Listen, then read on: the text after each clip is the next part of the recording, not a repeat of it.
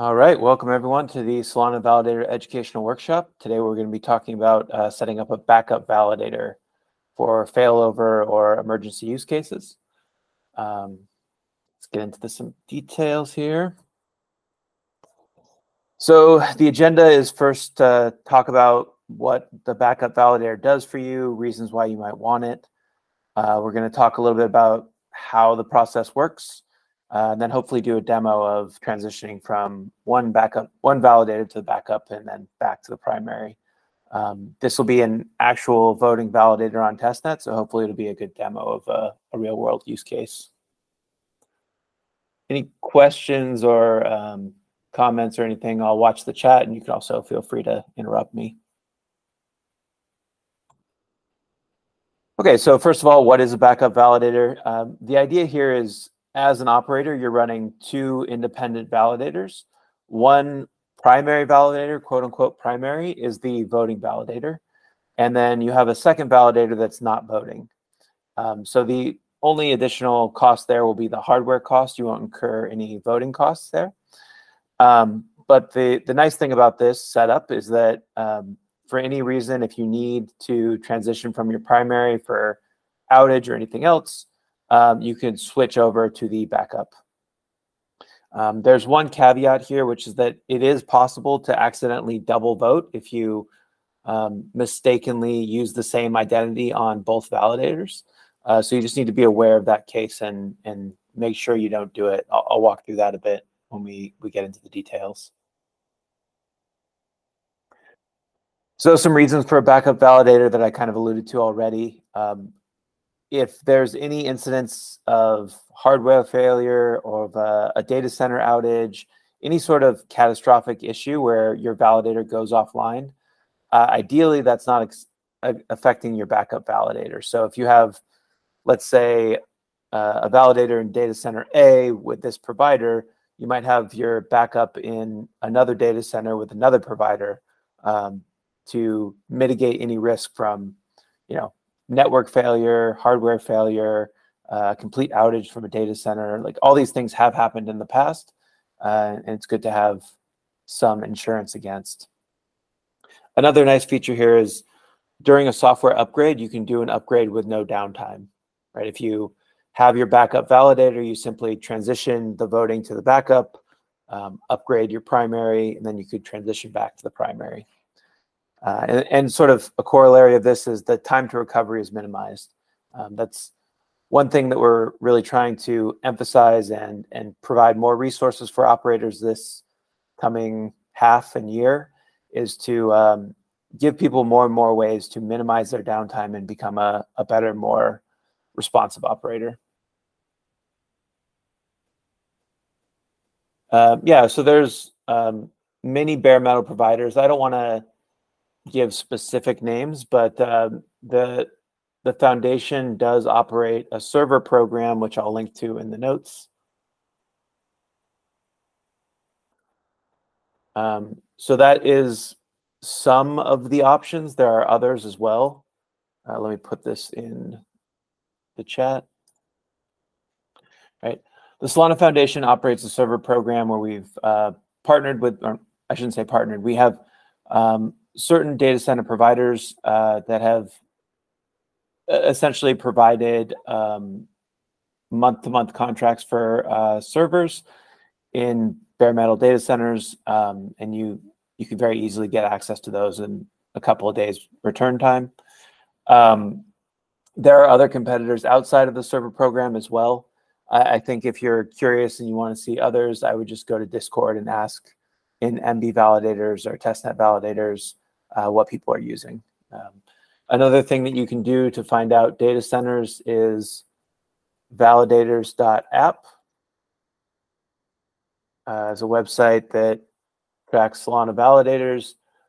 If you go to that site and you click through and look at the metrics, you can see that you can essentially see what stake runs in which data centers. So you can find out what some of the validators are running in. Some are using the cloud, but the docs, and I think especially the foundation, recommends a bare metal server if possible. that answer your question?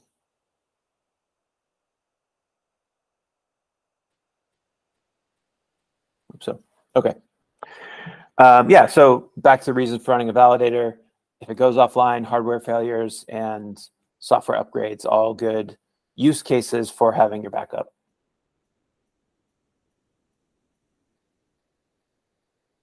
A couple of drawbacks I want to mention. So, of course, cost. It's going to be more expensive to have two machines. I think once you get to any level of kind of even moderately staked validator, I think this becomes a pretty good trade-off here. Like, you'll much rather have it in the case of an all-day downtime if something really catastrophic happens. And another option that I've yet to explore, but I think could be pretty powerful, is using a cloud offering as a backup for maybe some sort of planned outages. So if you know you're going to do an upgrade at some time this week, maybe you spin up a cloud server for like an hour or two to act as the backup while you transition and do the upgrade. A couple other drawbacks, right? It's slightly more complicated operationally.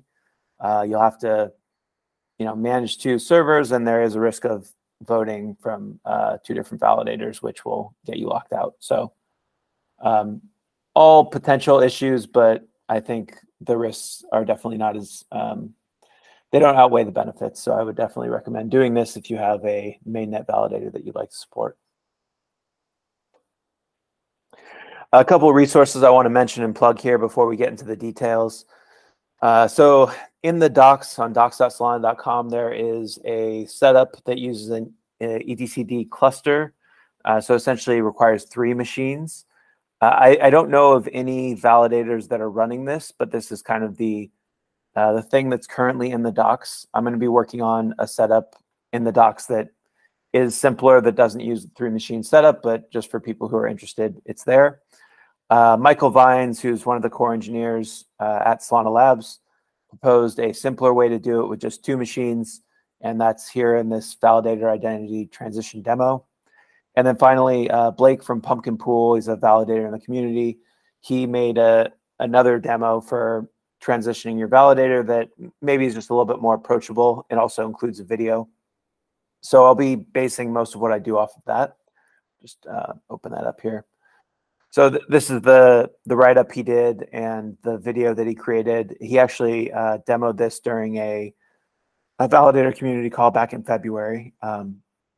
But for reference, it's there, and I think he did a great job of just laying out all the steps in his thinking, showing you how to do it. So it's all there if you're curious, but kind of going to go over the details and then get into demo later. Back here. There we go. All right. There we go. Yeah, so those are the resources that I'm basing this off of. A lot of it is thanks to Blake and the write-up he did here. Yeah. Okay, so an idea of what we're doing to make this work. You need 2 machines, so 2 different bare metal machines. You can't really get away with one machine being a lot lower spec than the other. Maybe your backup is slightly lower spec, slightly lower memory because you're only using it for an hour or 2 at a time. But realistically, you can't get much lower end than what you've got for your primary. Both the primary and the secondary validator will have a non-voting identity key. So just any random key pair that you're going to use as a temp, essentially, for running the validator until you start using the primary voting key. I'll walk through the setup to make this a little bit more clear, but essentially the primary is going to be using the voting key pair that is staked. The secondary will be just running like an RPC server with any old key, doesn't really matter. And then you'll transition the primary key, the voting key from your primary to your secondary. And your primary will then be using a non-voting whatever key that you don't have any stake on. So that's the general idea. Both the validator startup scripts will use a symlink to the identity. That's something that Blake mentioned in his docs. The idea there is that you can very easily switch between the unstaked and the staked key whenever you do the transition. And the primary validator is currently voting with the vote account key identity. So that's, just standard operations for your validator. Your primary validator, the one that you actually have stake on and that you're producing blocks with, that should be running and voting with your vote account's identity. And the basic steps that we'll go over here in a minute is on the primary validator, you're going to wait for a restart window. And the reason for that is if your primary validator is in a block producing window, you don't want to do the transition at that point. So you'll just wait for a period where you're not producing blocks. Once you've found that window where you're not producing blocks anymore, you'll change the identity from the primary to the, you're going to change the primary's identity from the voting one to the non-voting one. You'll update the symlink. And then this last part, you'll copy over the tower file from your primary validator to your secondary validator. Anybody aware of the tower file, what it's used for?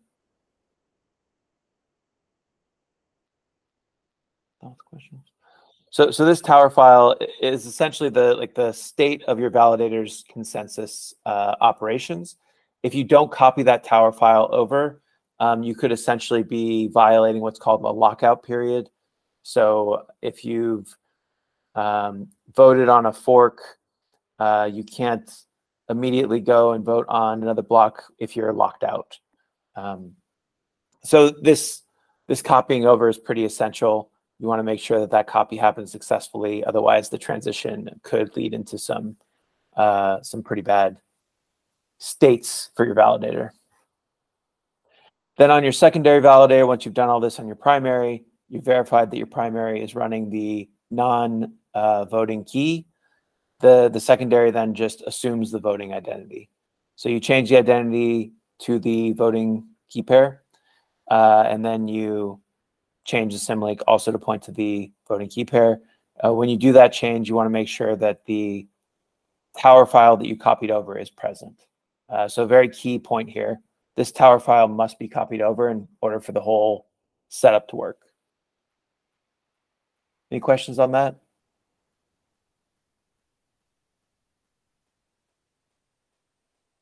All right.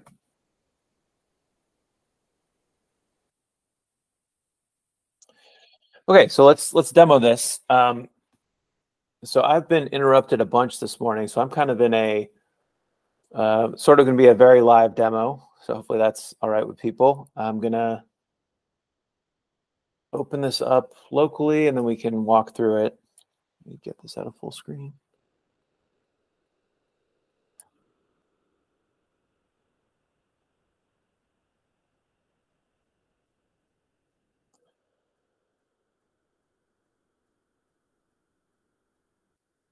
Okay. Hopefully everyone can see that.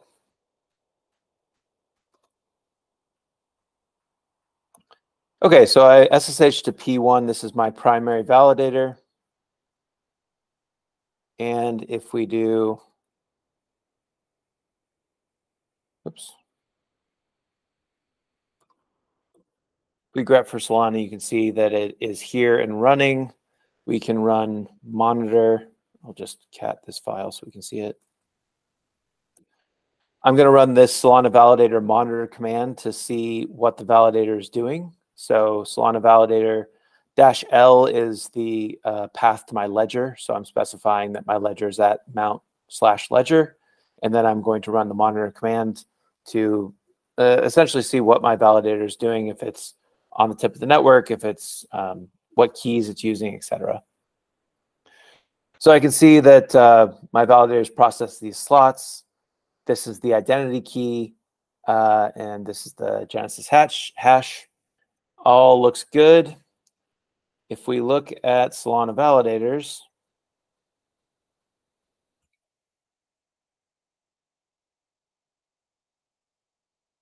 come on,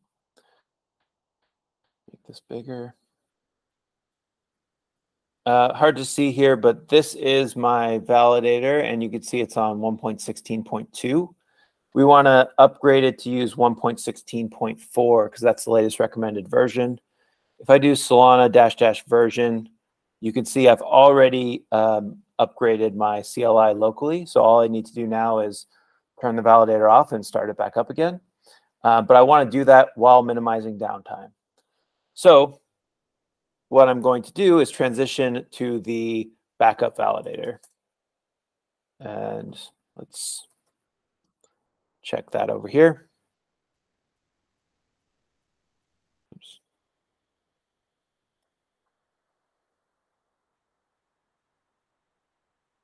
Yeah, so I'm on my backup now. And as you can see, the backup validator has a different key pair. If I run monitor here, the identity key is 7W4 whatever. And if I do Solana -UT validators and grep for that key,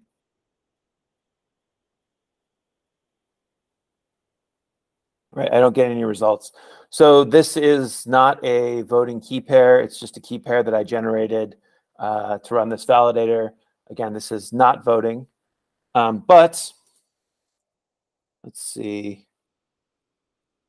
I have the unstaked identity here. I do not have the staked identity yet.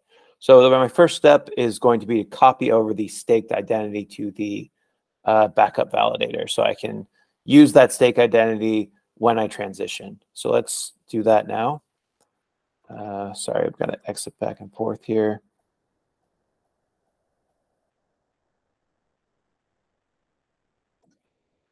Actually,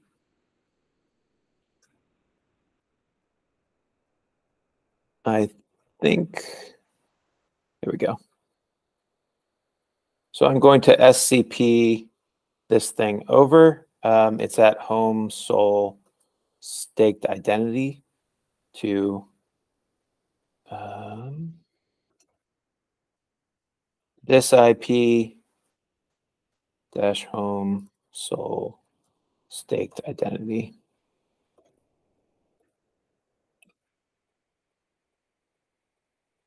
All right. And now I'll just go verify that. Oops.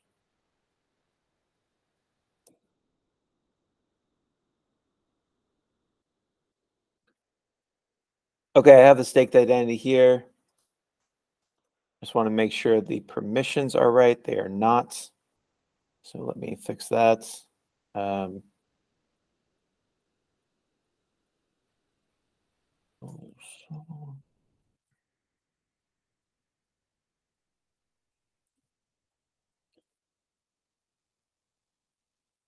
All right, so we've got this staked identity. It is owned by the sole user, sole group. So now we can transition back and forth. I'm going to refer to that doc from Blake as a bit of a guide here. Oops, there we go. Make this a bit bigger. Okay, so they've got a nice little checklist here that we can go look at. So we need 2 non-delinquent validator nodes. Check. They're both running. They're both not delinquent. We need a junk identity on both validators, essentially a non-voting identity that we're going to use for either. I've got that now on my backup. I've got both a staked and unstaked identity. Let's make sure that the primary has that as well. Oops. Yeah, so we've got the staked identity and the unstaked identity here as well. So all set up. Next step is validator script should both be modified to use a symlink as the identity. So the idea here is that the identity we're actually going to point our validator to is, in this case, called identity JSON. This is not a real file. This is a symlink. Right? If we look at this identity JSON right now, it is pointing to the staked identity.json. And if we look at our bin validator file, you can see that the identity here is identity JSON. It should probably just be the full path. Right. So this should also just be the full path. Great.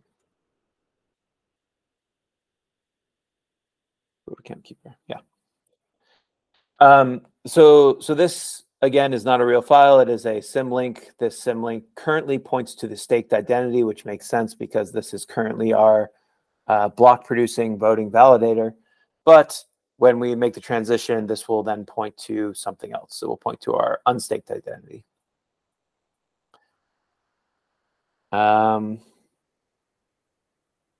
Okay, and then the last bit, which I'm not positive on the necessity for, but we'll do it anyway to comply here, is adding the authorized voter to point to the staked identity. So I'm going to add that as well. I was hoping Blake would join because this is a question I had for him if this is actually necessary.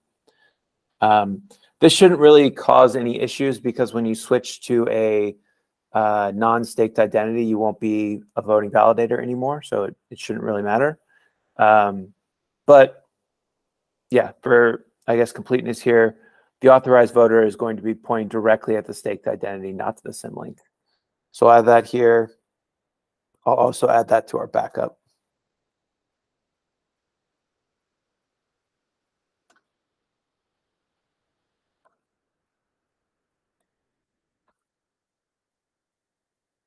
Okay.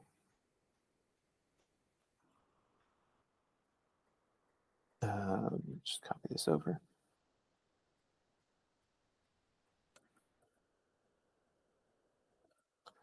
All right, so now we've got the setup checklist all done. We've got our symlink. We've got the authorized voter pointing to the staked identity.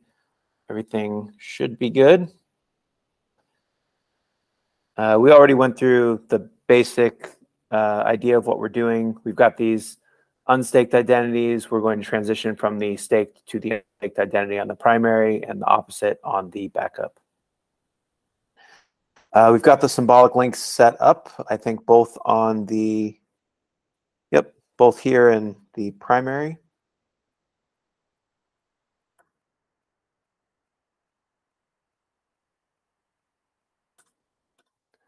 All right. Yep. I think we've got all of our setup steps good. The next step is to do the transition itself. And just like I was saying earlier, we want to wait for the restart window. We want to change the identity to our unstaked identity. So that's what's going on here. We're just using this command to set the identity while the validator is running from the staked to the unstaked. And at this point, there will be a little bit of downtime, right? Because doing this, after you do this command, you've essentially said that my validator is no longer voting. So from the perspective of the network, right, your validator is kind of offline at this point because you don't have a voting validator anymore. And then we'll change the symlink. The reason for doing this symlink change is if you have your validator set up to automatically restart on any sort of issue, right? If the systemd detects that your validator process died and it tries to restart it automatically, you don't want it to restart with the staked identity, right? So this symlink is just a quick way of saying, like, point this identity to my unstaked identity just in case the restart happens while I'm doing this transition. And then the last step here is to SCP our tower file. That, again, is the important part for consensus here. I'm going to copy this tower file over to our backup. So let's walk through those steps now. First step here is going to be to wait for a restart window. I'm going to just do 1 minute to make sure it's quick.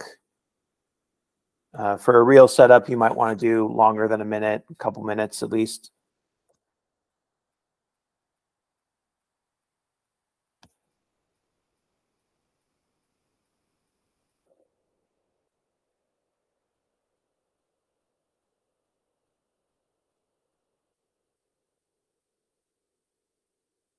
This will take some amount of time. Looks like we're waiting for a snapshot to finish.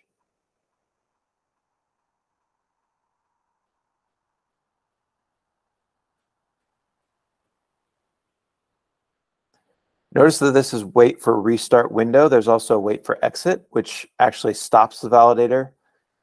In this case, we don't necessarily want to stop the validator. So next thing I'm going to do is change the identity. So new validator identity path is the unstaked identity. If we do Solana-UT validators, grep for 141V,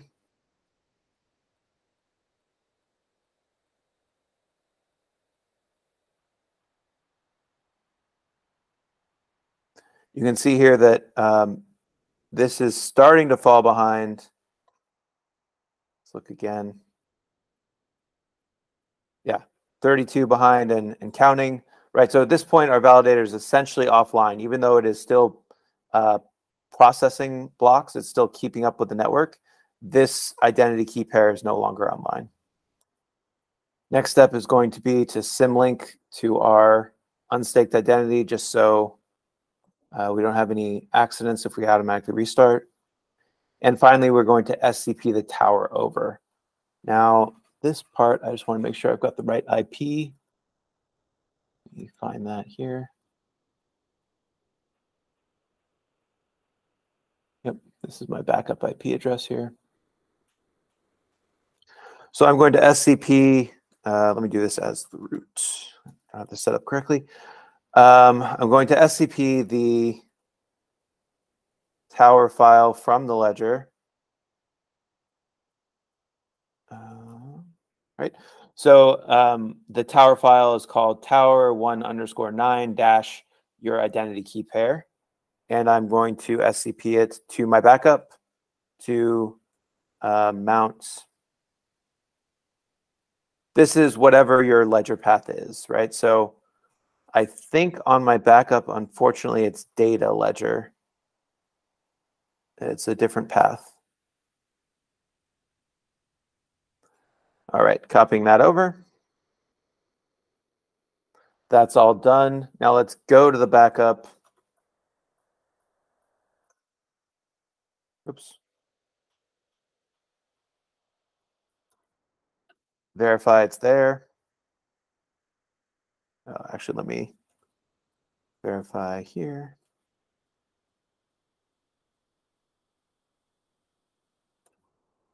So yes, we have our tower file from 141V. You notice there are two tower files here.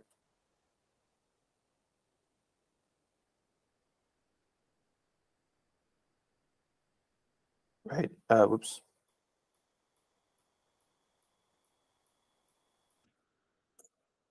We've got two tower files, one from the validator identity that we're not voting with, and then the actual voting one. And then we will run the commands to actually transition this validator over. Oh, and before we do that, let me change permissions.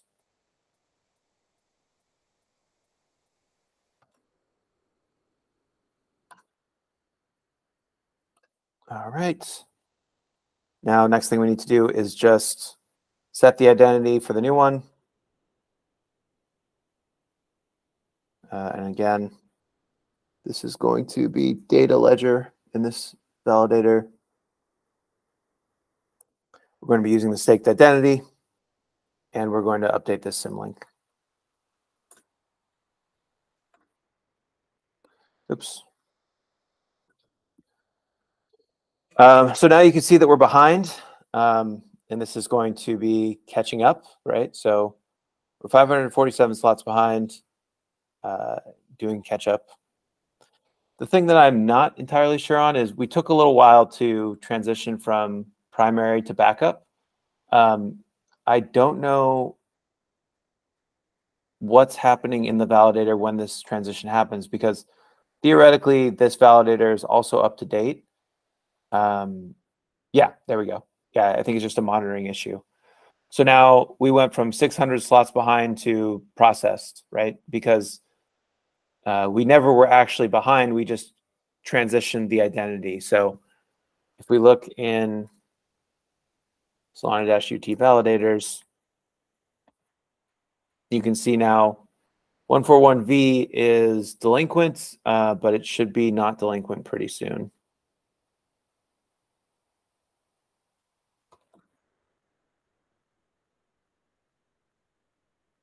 Yeah, still says delinquent, but should be up and running relatively shortly. And now that we've got our secondary up and running, we can go back to our primary. Oops. P1. And we could do any restarts or upgrades, or not upgrades, software version upgrades that we want. So now I'm running this on a key pair that we don't care about. It's not voting. I'm going to wait for exit here. This is a Solana Validator exit command, which actually kills the process and restarts. Well, systemd will restart it for me.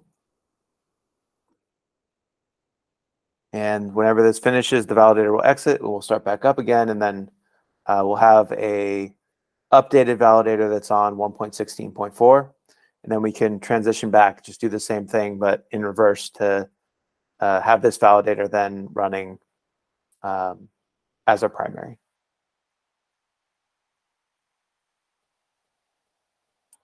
All right, let me see where we're at. So that's all I've got as far as demos go. Is there any questions about the process? Let me stop my share.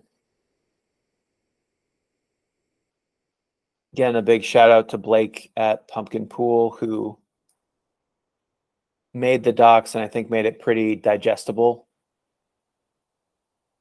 So I'll just put the link up there one more time.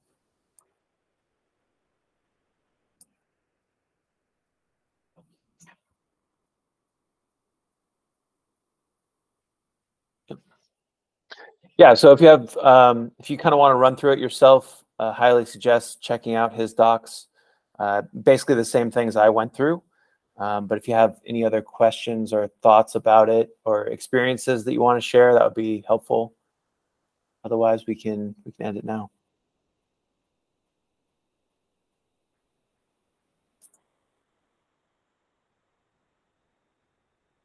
Okay, great. All right, thank you everyone for joining. And again, we'll do another validator education workshop in about a month.